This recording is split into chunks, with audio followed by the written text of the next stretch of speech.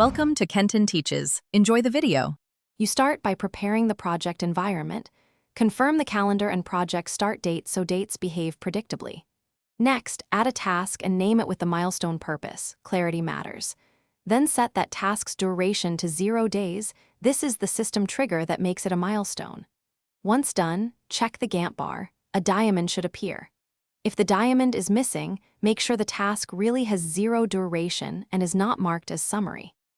Now you connect the milestone into the schedule.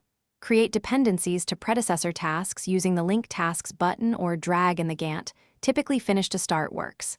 Make sure constraints match intent, choose as soon as possible when flexible, or set a fixed date when immovable. Once linked, review the critical path and total float so you understand impact.